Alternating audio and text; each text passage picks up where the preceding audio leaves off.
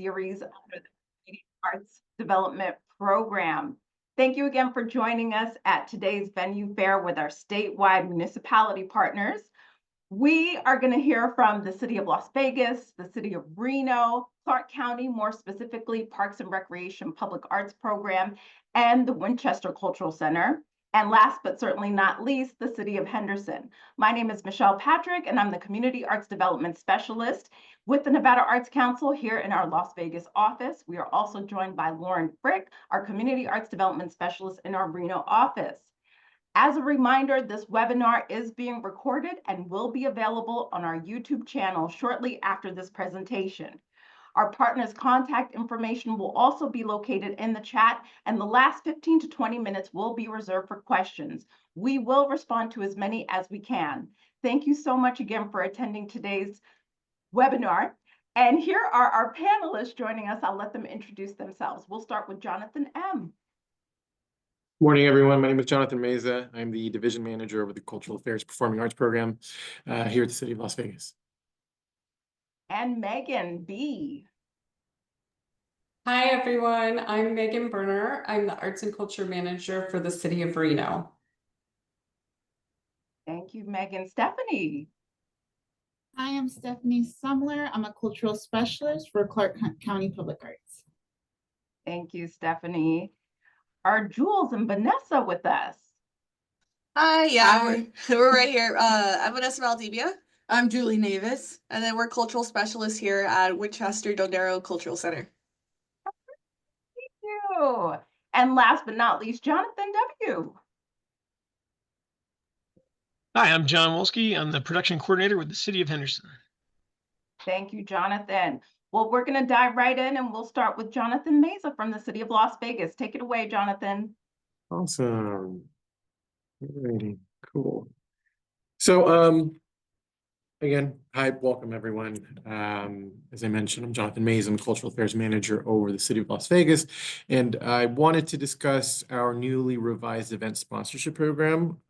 We are inheriting a brand new amphitheater in front of City Hall titled Goodman Plaza, so I wanted to discuss that. But before I do that, I just wanted to mention that the City of Las Vegas has historically partnered with outside organizations to present high-quality events, some seeing upwards of 5,000 to 10,000 patrons. For example, we have now hosted the Kizuna Japanese Spring Festival at Sammy Davis Jr. Festival Plaza inside of Lorenzi Park for the last 6 or 7 years. An event that does extremely well. I believe they had about 7,000 people this past April, first Saturday in April. So outside organizations are always seeking to have the city sponsor their event, either with event space, marketing, staffing, or all of the above. Sometimes it makes it difficult to do so, planning our seasons, events, and programs. So we decided to standardize how the program functions. Basically having an application process similar to an RFP where we're evaluating all the applications that come in and agreeing what to sponsor, what we can host on a one-time basis. So instead of receiving inquiries throughout the year on a rollover basis, we're now doing it on just a one-time before our season hits, so that way we have enough time to market and advertise and plan for not only our own season, but also help these events that have applied for sponsorship. So I'm going to be going a little bit into what that looks like. Kind of going to go with the structure here of the PowerPoint. I did have some slides readjusted, but we'll just talk about the event spacing for right now. So we have a few different facilities that are available to host events in. This is City Hall. We have several different event spaces. We have Oscars Plaza, which is right in front of City Hall, right under, if you see that picture there of City Hall, right under those solar panels. We can fit about 100 people in that area. Typically, that's reserved for mayor's type of events. Sometimes we've done state of the city out there. Typically, like I mentioned, it's about 100 per person. I'm sorry, 100 person capacity on that. Then we have a lobby inside of City Hall that has capacity of about 200. Training rooms 1 through 4, those are for workshops unless you're trying to host more of a classroom style event. And our Now Cafe at about 125 people. We have an outside patio, which is just a little shy of 9,000 square feet. And of course, council chambers, if you're looking to host something maybe a little bit more formal, meeting-esque. We can go to the next slide now. So Goodman Plaza, this is the new space that we're inheriting. So these buildings technically now exist. However, we have not fully moved into them. I want to say that the progress on the buildings are now about 75 to 85% done. Now, a lot of the folks from a lot of the folks that don't work at City Hall, that work for the city, are going to be moving into these buildings here, myself included. And the cream of the crop here is the Goodman Plaza, which is the amphitheater that you see down in the middle below. So we're really looking to activate this space, not only with our own programming, but as I mentioned, we're taking a lot of applications from community organizations and everyone in general to submit their ideas for what an event could look like at Goodman Plaza. Obviously, being the manager over arts and culture, my preference is to have events that coincide with that mission or in that field. However, it is not necessary that it be an event of arts and culture. So, I had a submission for a nonprofit that it's about drunk driving or talking about drunk driving and avoiding that. So they submitted something really plausible. So we're probably going to be sponsoring something like that. But again, because I am the manager of the arts and culture, we do prefer that the event style be related to that realm. All of the events here at Civic Plaza, at Goodman Plaza, are free, at least for the first year. So if I do receive applications for a paid partnership or a paid sponsorship or a ticketed event like that, I will be referring or referencing some of our other facilities. There is a high interest from everyone in the community, including our leaders, to have this facility as programmed as possible. So looking to revitalize that or looking to really program that space quite a bit. So the performance stage area is 2,275 square feet. It's quite a big stage, and that is towards that would technically be the north side of the building, which is the bigger awning that you see there. There's a smaller awning on the other side, and we're also looking at a drawing that's been reconfigured plenty of times. If you've ever gone through through this process with a municipality, you'll know that you'll see a lot of different variations of a lot of blueprints and pictures. So this is a little one that's outdated, but unfortunately the only one that I had at my disposal. So there is not going to be a second stage in the back. There's only one big stage, which I just mentioned. The activity lawn is around 12,000 square feet. Altogether, we're just a little over, we're about 248,000 square feet. So building 1, which is you see there on the picture, as well as building 2. Building 1 is mainly going to be city employees that are going to be working out of there, and building 2 will be leased out to outside organizations as well. So the primary focus of the RFP process, at least here at Goodman Plaza, as I mentioned, is to provide free programming. We can talk about the application process in the next few slides. So we can move forward to the next slide, Michelle. So one of our facilities that we've had for quite some time is the historic Fifth Street School. We've hosted a number amount of events, some that are ticketed as well. So we do also have the ability to do ticketed or paid events. However, not at Goodman Plaza. So that would be at our other facilities. Historic Fifth Street School, the spaces that include are the auditorium, the conference room, Frank Wright Courtyard and Centennial Plaza. The auditorium seats about 400 in a theater style if you wanted to provide some sort of concert. And if you wanted to do a banquet style events, you'll probably be able to have maybe 200 attendees with all the round tables and whatnot. The conference room is a smaller conference room. Well, it's an average size conference room, so you'll probably be able to fit about 30 to 40 people. Can also work in the classroom setting if the event per se wanted to be an educational component or a workshop or something that's classroom style. Our Frank Wright Courtyard is about 200 capacity standing. It gets rented a lot for weddings and other types of events. And then we have our Centennial Plaza, which we've hosted several of our major festivals at. Now that we have Goodman Plaza, we will be moving most of our festivals over to Goodman Plaza to activate that space. But if you've attended any events from the Tamales and Mariachi Festival to the Book Festival, those events that do occur here at Centennial Plaza. The capacity for that, I believe, is says 400, but it's definitely more than that. I think we're closer to the 1,500 mark.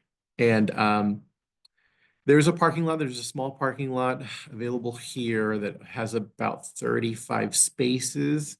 However, we do have a parking garage, a parking structure that is across the street, which makes it convenient if you wanted to have large scale events. 26,000 square feet total in general for all the spaces that I just provided. There is also a stage there, so you can do concerts. Stage dimension is 24 by 35. We have our annual Django Vegas Gypsy Jazz concert there, which typically sells out about 400 chairs. We can move to the next one. The Sammy Davis Jr. Festival Plaza, as I mentioned, we had our Kizuna Japanese Spring Festival here, had about 7,000 people throughout the all-day event. So at one-time capacity is about 1,000 people, probably a little bit more than that. It really depends on how the space is activated. There's a lot of room for vendors, and obviously the stage space is great. We do have the ability to there are full dressing rooms here, full dressing rooms with showers for plenty of artists here. The square footage of the space is 3,200 square feet, and the stage dimensions is 56 by 28, which is, as I mentioned, quite a large space for staging and for providing concerts. This space is also available for ticketing if you wanted to do a ticketed event. This upcoming Saturday, we have our annual Caribbean Heritage Festival. That event sees, several thousand people as well, so it'll be a good one. The city provides free festivals. However, we do co-sponsor festivals that want to be ticketed or want to be paid events. Again, they have to be at one of the facilities that is not Goodman Plaza. We can move on to the next one. Centennial Hills Amphitheater, another massive space. Capacity is 3,000 people here. The picture that you're looking there towards your left-hand side was our Bluegrass Festival this past, actually 2 weekends ago. That event saw 5,000 people. And it's one of the biggest and grandest events that the city puts on, that the city of Las Vegas has to showcase. We bring all the best things from bluegrass, but this space is also available for rental or for organizations that are looking for event sponsorship. Because this is an open space, this is not available really to be a ticketed event. We can work around that. However, I really wouldn't advise to it just because of how open the space is. As I mentioned, our Bluegrass Festival is free. We do a regular concert series out here with the councilwoman.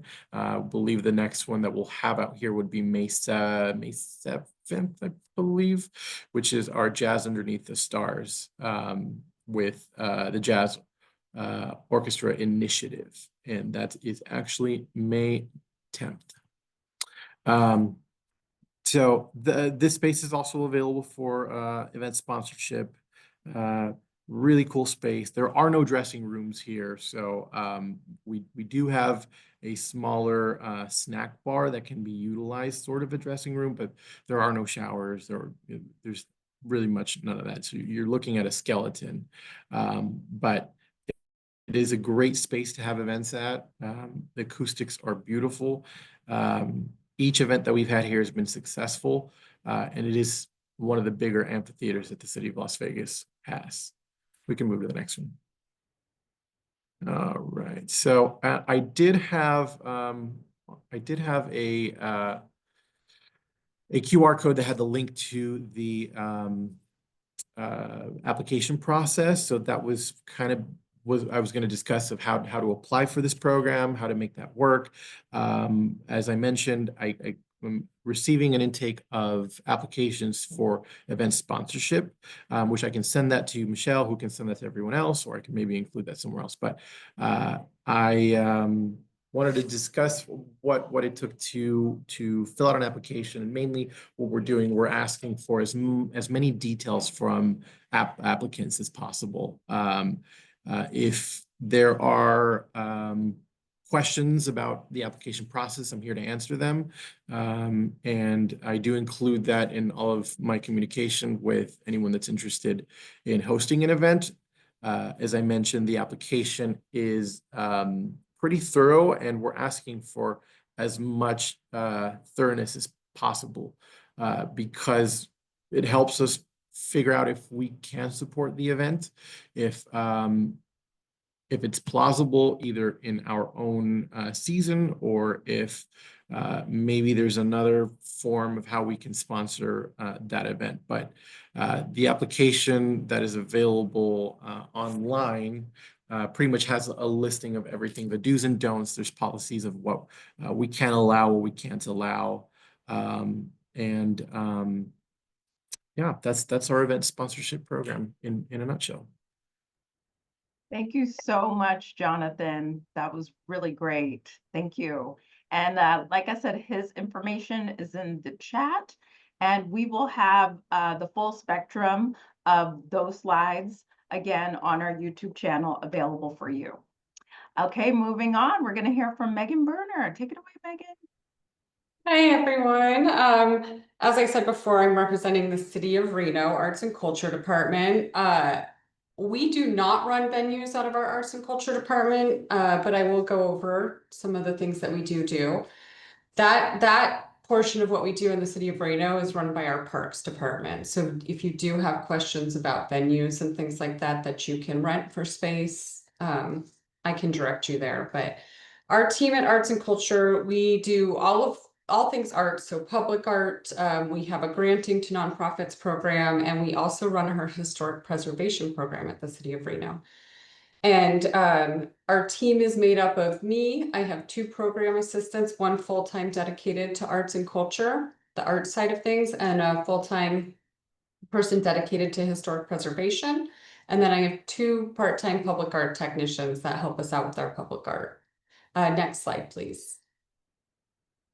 So I'll start with our public art program. We have an extensive collection of public art, indoor and outdoor, around 250 works of art. We have all of these cataloged on this map that you see on the screen, and I'm going to go ahead and throw that link up in the chat. You can find this on our website, and it will give you information about each piece of art, who the artist is, how it was commissioned, artist statement that talks about the work. So you can explore our collection online and create your own kind of walking tours and things like this. And of course, it's public art, so it's open and free to the public all of the time. We commission artists for art projects, and we have a call for artists page on our website as well. And I'm going to throw that up in here too.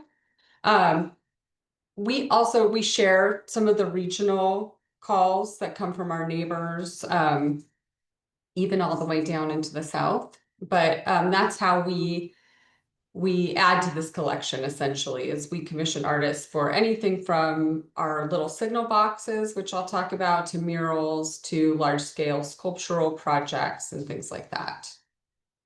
You can go ahead to the next slide. Some of our other public art programs that we run, you can see the images of our traffic signal boxes that get painted. I think a lot of folks in the South have programs around this as well. I know Las Vegas does. We hire local artists. We actually open this up to all of Nevada, and then a region close to northern Nevada within California. But most of our boxes are painted by local artists, and this is like a really great entry into our public art program.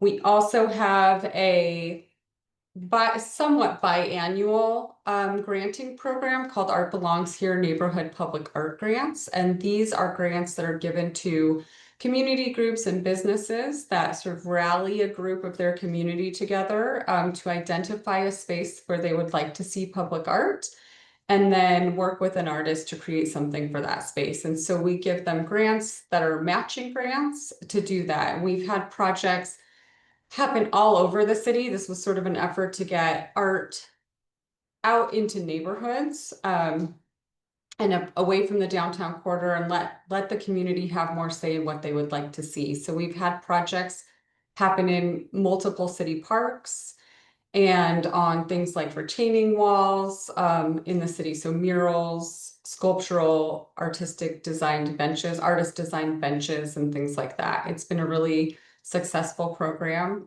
with the community. We also have a City of Reno city artist and a City of Reno poet laureate. And these are two positions that we solicit applications for.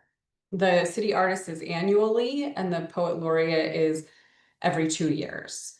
And it's an honorary designation, but also highlights poetry and visual artists within our community. And so the city artist gets a solo show at our main city gallery in City Hall.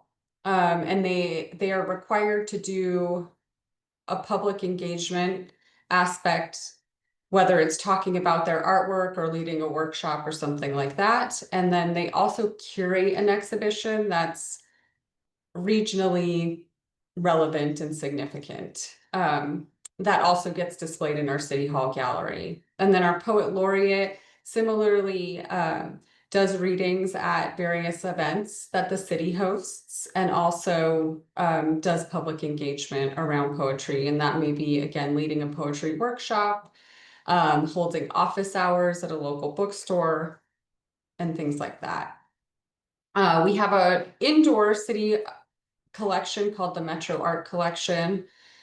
Most of that exists in our City Hall, and it's regionally significant. So we have local and regional artists within that. Some of it expands into our other city buildings, and you can actually find information about that on our public art page. And then we run a variety of galleries. And if you go to the next slide, I will talk about some of those specifically. So the Metro Gallery is our gallery located within City Hall. This space is our most professional space that we have. All of the spaces that we run are really community oriented. So the Metro Gallery hosts the City Artist exhibition, and the image here, you can see an exhibition from one of our past city artists. And then the curated City Artist exhibition is also shown here. And then we actually work with Nevada Arts Council with their Nevada Traveling Initiative to show that work in here mostly every year. And then we work with some, longtime established artists within the City of Reno to have solo exhibitions in this space. Our McKinley galleries are located at our McKinley Arts and Culture Center, and they're kind of these hallway galleries, and these we work with community groups exclusively for these, so we don't do solo exhibitions in our McKinley galleries. So anyone who's local or regional to Northern Nevada, the Truckee Meadows area, we allow them to, reach out to us, or we find groups and curate them into this space. So we work with the schools. We will show K through 12 art in here. And then we have various nonprofits and informal groups like a watercolor society and a portrait society and things like that. We do an annual senior show for folks who are 55 and older within the city of Reno, and an annual veteran show as well in this space. Next slide. And then we also program a video wall and windows on 2 buildings that the city owns. So the Canyon Flats video wall is actually a public-private partnership. This exists within a student housing development on Virginia Street, which is our main street. And this video wall faces out to the sidewalk, so it's a public amenity. And we have an agreement with them that they put this in for us specifically to program. And so we do a call for artists for this one annually or every 2 years, and program video artwork or media onto this space. And then our windows on Lincoln University are collaborations with our higher education institutions. So our Truckee Meadows Community College and the University of Nevada, Reno, we work with art classrooms there to place large scale artwork. So these are fairly large. They're almost like poster windows on the outside of our event center and our ballroom. Next slide. Another big thing that we do here is we do granting. This is sort of similar to the event sponsorship that Jonathan was talking about, but less specific to events, although we do have an event grant. We also do project grants and an equity expansion grant. Our project grants and event grants are annual grants, and we grant to nonprofits that are located within Reno or a neighboring community. And these are for the event grants are events that are free and open to the general public. So we're encouraging our arts groups to do something that makes things more accessible to the community. And then our project grants can be for other types of programming, ticketed events, things like that. And these are all projects that are run through our Arts and Culture Commission. They don't do the panel reviews for these, but they sort of approve and recommend funding to our city council from these. There is an application and information for all of these grants on our grant page, and I'm going to post that also in the chat here for y'all. Everything can be found at that renoculture.com website that's down at the bottom of my slides as well. But this supports a lot of community activity. The city also we have an events coordinator that's separate from arts and culture.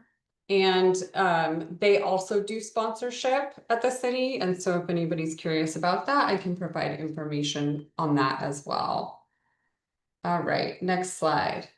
Last piece is our historic preservation program. I'm just going to really quickly talk about this, but this is actually housed in arts and culture.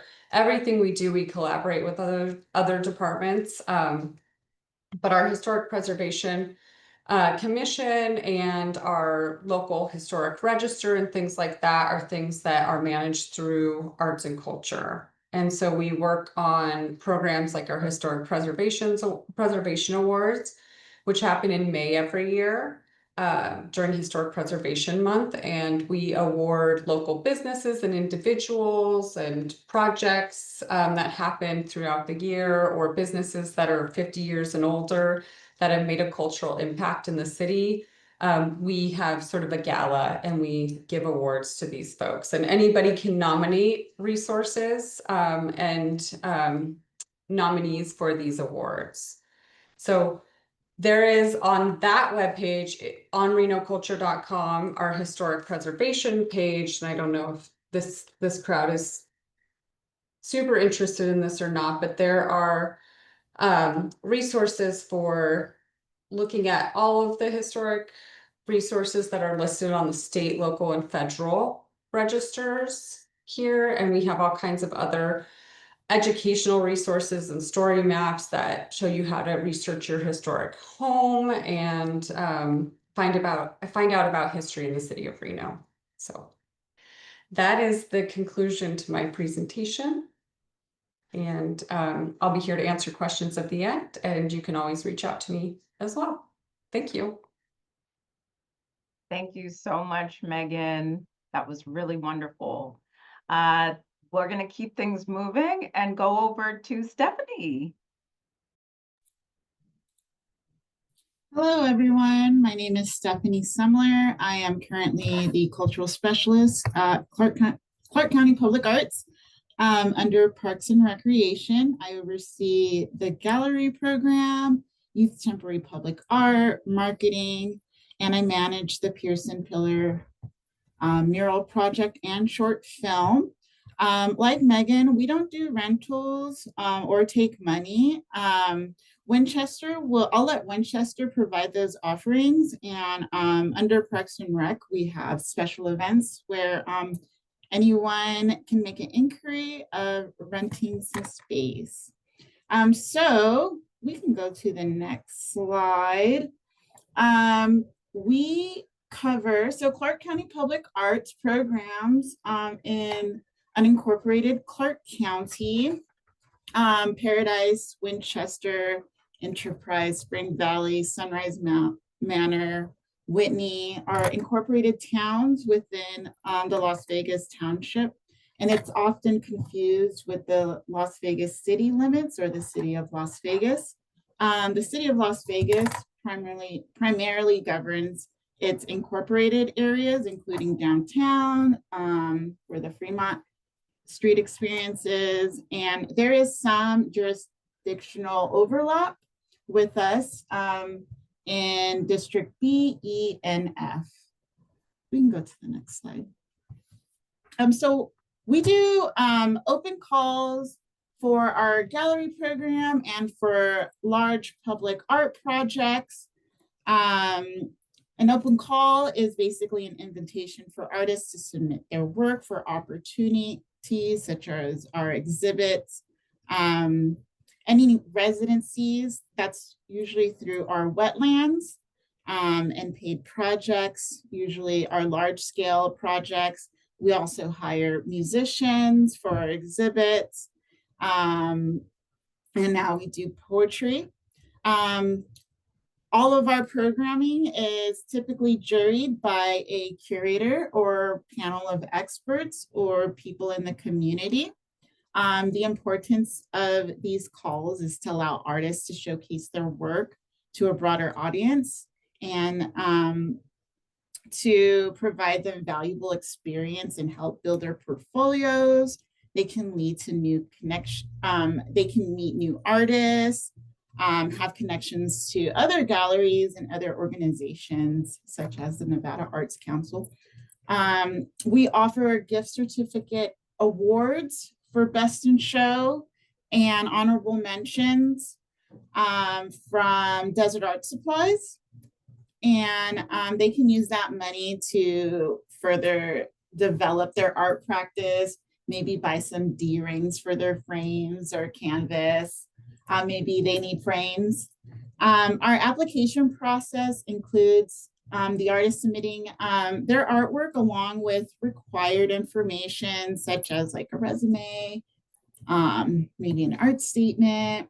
We don't do any entry fees, but other galleries might have submission fees. When you're selected, we send you a note saying you're selected, and we give you drop off pickup dates as well. We encourage the sale of artwork at our galleries. However, we don't take care of transactions. We usually just give the buyer's contact to the artists. We can go to the next call or next page. We have 3 open calls right now. We have With the Land, that is juried by Kim Garrison Means at the Mystery Ranch in Searchlight. And then we have the pink exhibition at the Winchester Cultural Center. And again, I'll let them talk about their venue offerings with the land. That's actually going to be at the Rotunda in the Clark County Government Center. And then we have our second juried exhibition at Pearson Community Center, celebrating Juneteenth, some red, some not, celebrating red foods and different foods that the Black community enjoys. Our galleries offer engaging exhibitions for all levels. We have diverse themes, so we come up with our own themes. We host our own exhibits. We have juried and solo shows with refreshments and live performances. And again, it's a great chance to connect with local artists, purchase artwork, and participating in networking and workshops that supports the arts community.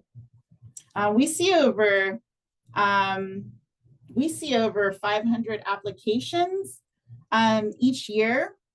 And as far as our receptions, we have about over 3,000 attendees. We'll get more into that later. And I have a little QR code if you want to apply. Next slide, please. On the left here, you'll see our call for qualifications. That's for live performers to be added to our directory. And we kind of choose who's best fit for our exhibit or theme. We like to have them out for our dedications also. So when a public art project, such as a mural or a large scale sculpture is completed, we'll have a reception and some performance as well. On the right, you'll see the public art project evaluator interest form. Those are for those who would like to jury our exhibits or even the large public art projects. We can go to the next slide. And then we have some open calls, or an open call coming soon for our utility boxes that we see. That's our ZAP program. There's one coming in Searchlight. And then we hope to have one here at Sunset Park 2 for our 20th anniversary for this program. And then we can go to the next one. And if anyone is interested in applying and you are not a Clark County employee, this is our application portal. And then this one is another call coming soon. Empowerment art, that's when we apply, oh, that already passed. But anyways, that's when we hire an artist, usually a graphic designer, to put vinyl or design some vinyl that will be installed in the rec center bathrooms. And it's the goal for that is to inspire the children and the community that go to those rec centers. And then we also, we offer one-to-one meetings, one-on-one meetings and educational support for artists looking to elevate their skills. Our service includes reviewing resumes, CVs, portfolios. We also have monthly workshops, monthly online workshops called Full Scope, where we feature guest speakers who share insights on their art practices and business. Let me go to the next one. Thank you. We're excited to, I oversee our Youth Temporary Public Art Program. We want artists to create 3D art in hopes that they will apply for our more advanced public art projects relating to sculpture. Some artists don't realize that they can hire fabricators, they can collaborate with other artists or carpenters, contractors to make their art piece. And so this one's the entry level one. On the right here, we have some video installation, and over here we have a bunch of boxes with some artwork.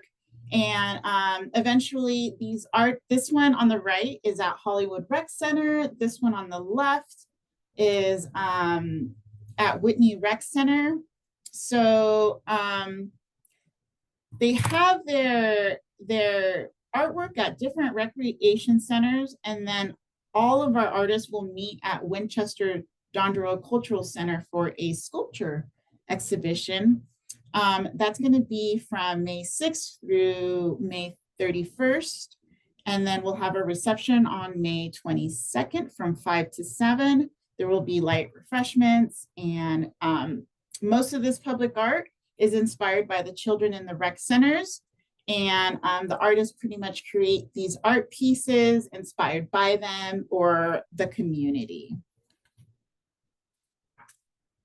And here we are again at Winchester Dondero Cultural Center. We have a gallery. We program exhibits year round.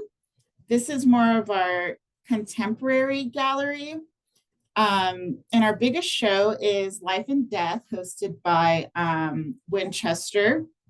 And we get more than 1,000 eyes on the artwork for just our one day. It's a 2-day festival, but we participate in the reception for one day.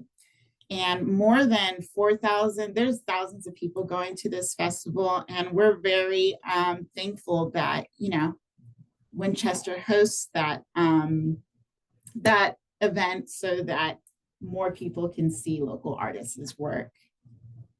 Again, we don't program, we don't do rentals, but Winchester has space outside the gallery, and you'll be able to hear those offerings after my presentation. We can go to the next one now. For Pearson Gallery, we have a solo exhibition by Karina Solomon, Wild Hues, A Journey Through Nature's Palettes, exhibiting from May 12th through, where did it go? It's not on here. My apologies. Is it on there? It's not on there, but it's there now. And we have a reception on May 29th. So that'll be the last day to see the artwork. And it's from 5:30 to 7:30. And our solo series exhibition, we can go to the next slide, celebrates artists who haven't exhibited before or hasn't had a solo exhibition. Also at the Pearson Gallery, we just started doing one juried group exhibition celebrating Juneteenth. So again, we'll be doing it a second time this year. Going back to solo series, we pay the artist $600 to install and deinstall their work, provide an engaging workshop for the community at the Pearson Community Center. We ask them to market themselves and attend their own reception.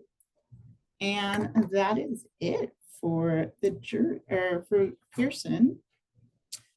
We have the Rotunda Gallery. We have the Empowered exhibit up right now, and it's celebrating women of Clark County. It's exhibiting right now through May 1st. So this, I believe next week will be the last week. We just had the reception. It was amazing. It was juried by Fawn Douglas. And we had a musical performance by Kiana Oliver, and you'll see that on the next slide. So we have Kiana Oliver here, and then this is a little bit of our Empowered exhibit. So what we like to do at the Rotunda Gallery is we like to have, this is where we do most of our collaborating and partnership.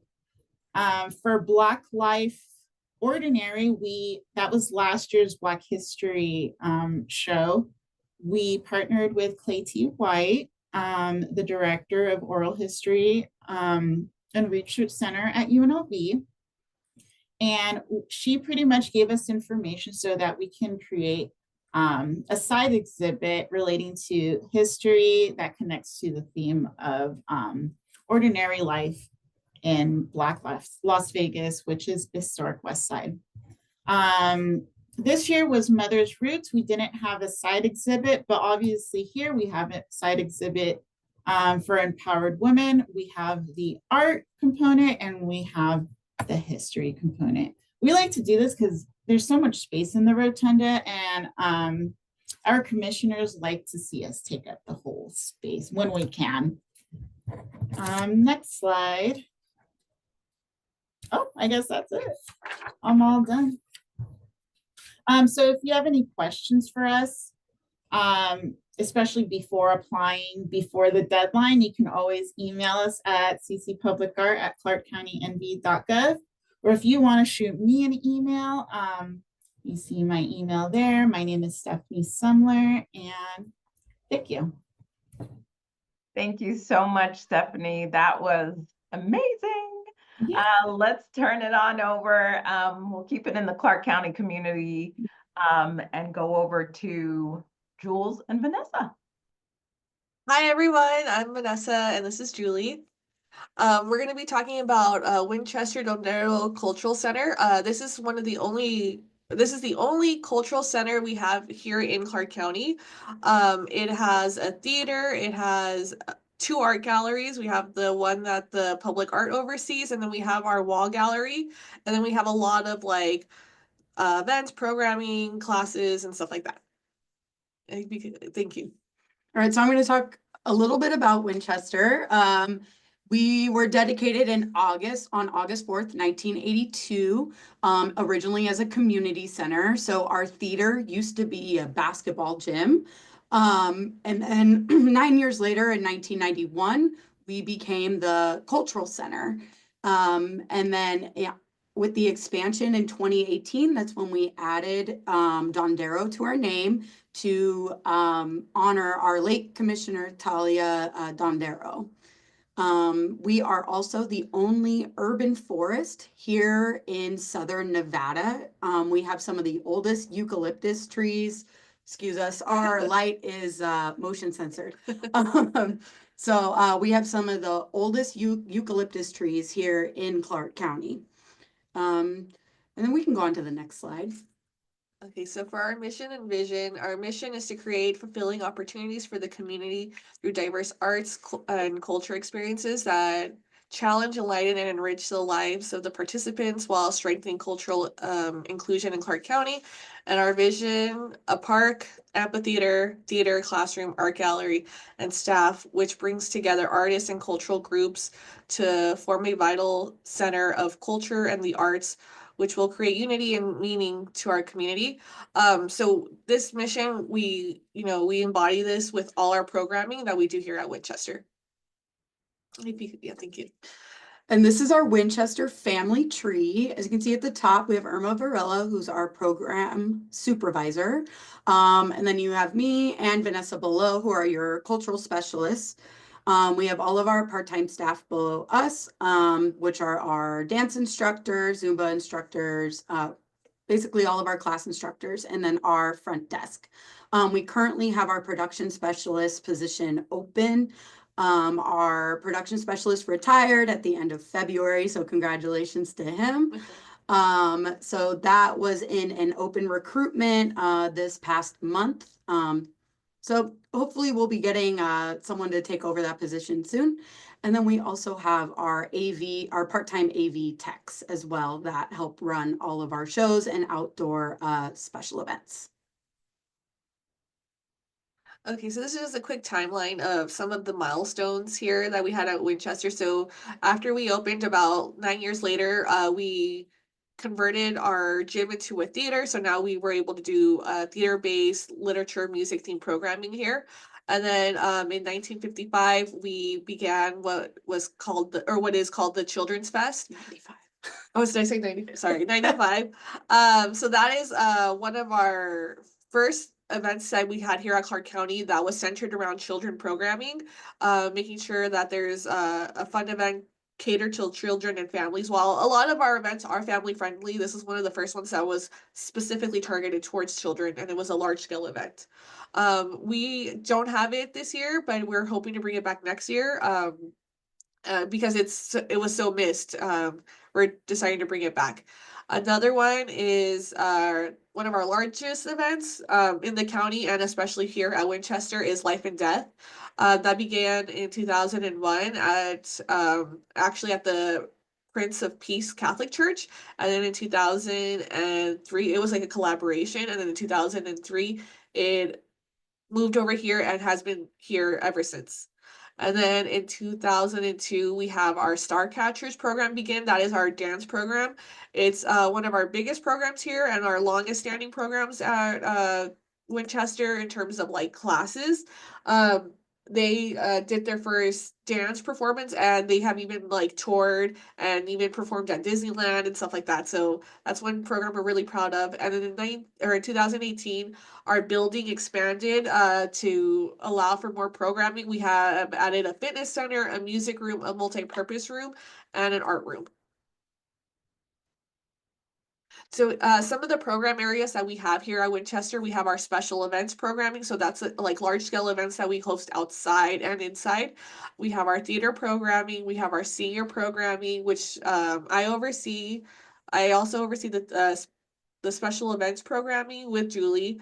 We have our arts education program. We have our youth programming. We have community collaborations. We have commissioner engagement initiatives. So those are events that are brought to the community by the commissioners.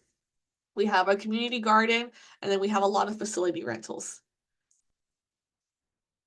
So our special events, are like I said, our special events are large scale events that bring community together. They are usually celebrating cultural artists or performers. This is like a vibrant event that we bring food vendors, craft vendors, and we have also try to bring like diverse talent to these events.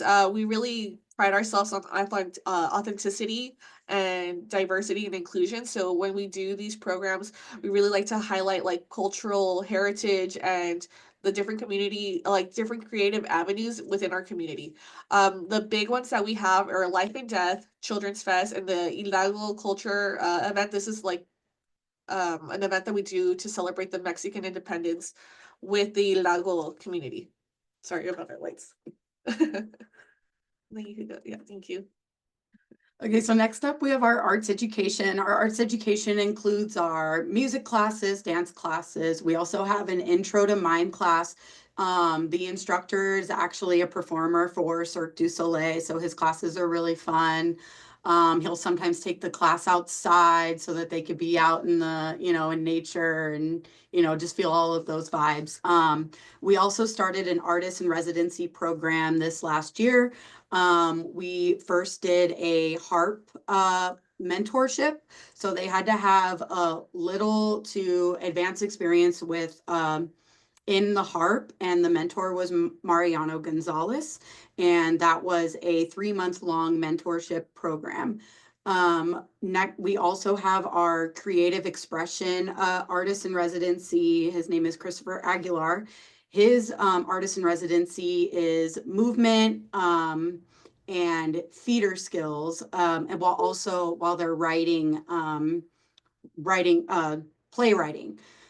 So that performance is actually tonight here at Winchester at 6 p.m. And then our next artist in residency, we're still figuring out, but we are always on the lookout for any types of different art. We want to cover everything: music, dance, visual arts, all of it.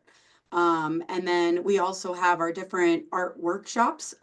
We do coffee and canvas with the seniors, so they get to have their coffee, and Vanessa teaches a lovely class, and usually centering around a different artist throughout history. And we can go on to the next slide. Thank you, Michelle. Next up, we have our theater programming. So like we said, in our theater, we have different concerts, we'll have plays, we'll have the dance recitals, and then we also have some literature presentations in there. We usually partner with Grupo Literario Kamala. I might have butchered that, but they do a great job. They always bring a good crowd, and they usually feature different Hispanic artists with this.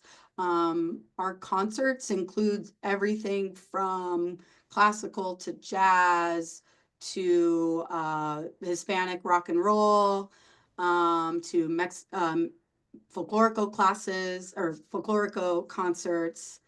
And this year, I'm also starting a local musician concert series that's going to start at the end of July, where we're going to be featuring local musicians in Las Vegas, where they get to perform their original songs and promote any EPs that they have coming out. And thank you for listening. Our contact information is on this slide. Feel free to reach out to us if you have any further questions or anything like that. If you want to collaborate, we're always looking to collaborate with everyone. And then before we wrap up, I just want to talk a little bit about our rental opportunities. So our theater is available for rentals. All our rooms and our facility and even the park is available for rental for an event.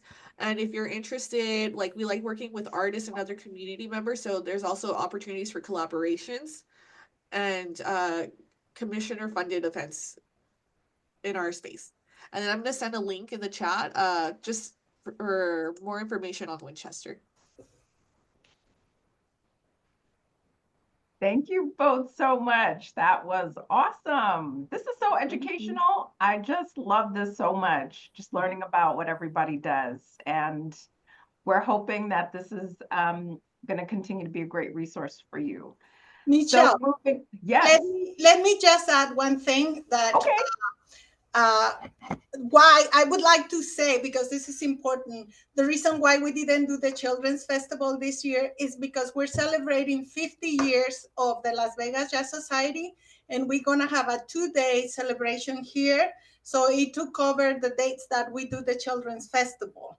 It's really important for us to celebrate our community. We've been working with the Jazz Society for many, many years since Dan Ski was here, who was one of the supervisors.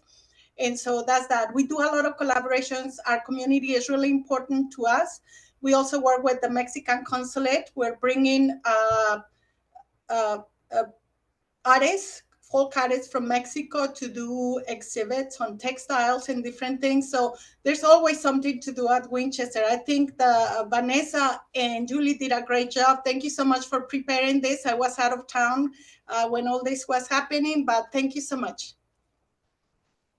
Thank you, Irma. It's always so good to see you. We really appreciate that additional information. Yay, an extra treat. Hey. Okay, we're going to keep it moving. Last but not least, we're going to hear from Jonathan from the City of Henderson. Yeah, absolutely. Great. Good morning. And I'm the production coordinator with the city through our special events and cultural arts team. So I handle a lot more of the technical side of things, but I love our venues as well. So we can go ahead and skip to and get to that first venue there. So there you go. So with a lot of our rec centers, we have some spaces that we can use. One outdoor space we have is Silver Springs. It's a neat little pad with a little back wall. It's a great little amphitheater with kind of raked grass seating. And actually tonight we're doing a poetry event at 6 o'clock in the Silver Springs Amphitheater. So it's a really neat, really cool space. There's some power available on the stage. So for things like the technical side of things. And we've done Shakespeare in the park out there. And like I said, we're doing a poetry in the park event tonight. If we go to the next one, this is a Heritage Park Amphitheater as part of the larger Heritage Park Sports Complex. And it's this really cool kind of Ramada kind of covered area. And then there's the concrete seating around it. There isn't necessarily power and technical stuff there at the moment, but it's a pretty easy space to kind of move into and do small performances. So it's kind of a really neat space. And then we move into the bigger, our bigger space currently. So the next slide has our Water Street Amphitheater. And that is a 400 seats, 396 roughly amphitheater, and it's outside, but it's partially covered. The stage is completely covered. This is where we have literally our warehouse for our tech stuff is right behind it. So we have all sorts of AV stuff. We currently have a 20-foot by 10-foot tall LED video wall on the back wall. And this is adjacent to the Water Street Plaza, which is a large outdoor space. We do a lot of our programming out there. So, I mean, coming up, we've got art festivals and Juneteenths and more concerts. And so this is kind of our main space that we use right now. And it also has, green room facilities with some bathrooms and showers. So we do host visiting artists from out of town in that space as well. I'll brag on the space because we had a battle of the bands, and where we did 2 different nights with 2 different age groups, and the space was basically full both nights. So it was pretty awesome. If we look at the next one, this was in a partnership with the Inspirata community in the west side of Henderson. And this is kind of, it's an amphitheater space in the public center in a park. And we've also done Shakespeare in the Park there. We've done jazz concerts. We just had a concert last week with a Canadian artist, Barbara Lika. It's a really neat space, and there's a restaurant nearby, and there's power available. So it's a pretty cool place to put on a concert, and the community, that Inspirata community, really comes out and supports, and they love that. They love that space. The next one, we have our bird viewing preserve, which if you just need to get out and walk and enjoy trees and water and birds, is a great place. But there is this small covered space that you can see there on the left of the picture. And there's no stage in that space, but we've had jazz bands perform in there. I believe they've had weddings out there. And it's a really cool space. It's hard to see from this picture, but if you just kind of go beyond that covered sign, we've put out 200 seats when we had our jazz at the Bird Preserve events out there. So comfortably 200 people can fit in there. There's close access to the parking lot. So we have had food trucks that were just outside the gate at the parking lot. But a really cool kind of programmable space that you don't really think about. And then are we keeping? And then last but not least, we've got our Cornerstone Park area, which is another really cool kind of natural space. There's a big man-made lake, and that does have a lot of different spaces in it.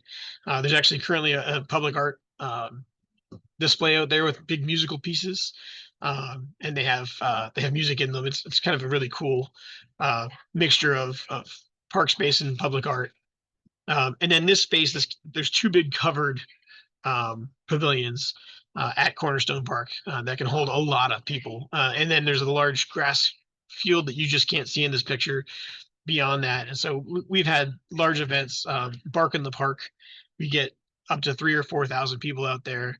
And so it's just a really cool, again, park space that can also be used for some really great events. And then if we go on to our next one, we're going to talk about art gallery venues. And I'm here as a surrogate for Megan. Megan, she's awesome, and she's been doing a lot of stuff with our public art, with, again, very similar things with our power boxes and things around town. Lots of murals and great big art pieces. But we have a rotating art gallery inside of City Hall for Henderson. And so as you can see here, it's got 150 linear feet of railing. We can hold artwork as high as 48 feet. 48 feet, that would be huge. 48 inches.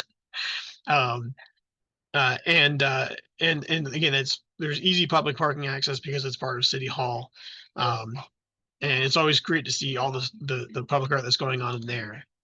The next one is part of our rec centers. We have a couple of rec centers that also display art. So the Multi-Generational Art Center, or Rec Center, which is right next to Lee's Family Forum, which is the big hockey arena. That one also has a space for art. Has 50 linear feet of railing and can only hold shorter items. But it's a very neat space as well. And a lot of the public goes through this space to use the gym facilities and go to classes. So a neat place to put some great art out there. And then last but not least is another small rec center that has art on the wall. And I'll just tell you this, as a person who works for the city, I just love walking through our spaces and seeing the art. So Black Mountain Recreational Center has 25 linear feet of railing, can also hold artwork that's 24 inches. And that's closer to downtown Henderson on Greenway Road. And so there's a couple of links that we put into the chat there, where you can see the public art that obviously that has access to where you can find if you want to submit to the art, and then information about the Water Street Plaza and our special events. But that's it.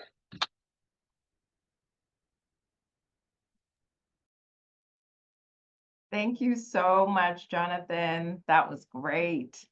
We're going to now go into questions. For those of you that are still online, and we've got a nice group, so thank you so much for joining us. We did answer one question that was in relation to the Goodman Plaza, but we did include Jonathan's contact information. That participant just jumped on, so I don't know, Jonathan, if you just wanted to just sort of reiterate when that was going to be open and when we can expect to walk through that space. And I believe there's also going to be a gallery space there as well, correct? Correct. Yeah, I didn't mention all the gallery spaces. I'm sorry. It's okay. Yeah, so what was the question about Goodman Oh, there Plaza? was, just a question about the Goodman Plaza, because this participant had just jumped on the call. They were a little bit late and you had started first. So if you just wanted to talk a little bit briefly again, just about the plaza itself, when we can expect it to be open to the public, and just maybe talk a little bit about some of the gallery spaces and how maybe if there's going to be a call, or how an artist can submit to maybe display some of their artwork. Yeah, definitely. So for to tackle that first, the gallery space, that is all handled through our public art program. So if you have questions on or inquiries on how to display some of your work, or maybe you have an artist that's interested in presenting at one of these spaces, to contact Laura Machado over at publicart@lasvegasnevada.gov. They'll be able to handle all those inquiries regarding public art. Regarding the gallery spaces in each facility. So we do have gallery spaces at City Hall, the Grand Gallery on the first floor. We also have the Chamber Gallery on the second floor, and we have the windows on first. For Goodman Plaza, we will have a gallery space called Civic Gallery. I wouldn't be able to tell you exactly the whereabouts of that one. I believe it's located in Building 1 on the first floor.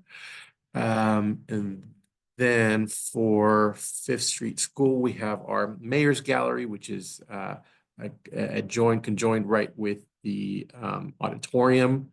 And the Sammy Davis Junior Festival Plaza does not have gallery space, and neither does the Centennial Hills Amphitheater. But yeah, those are our gallery spaces.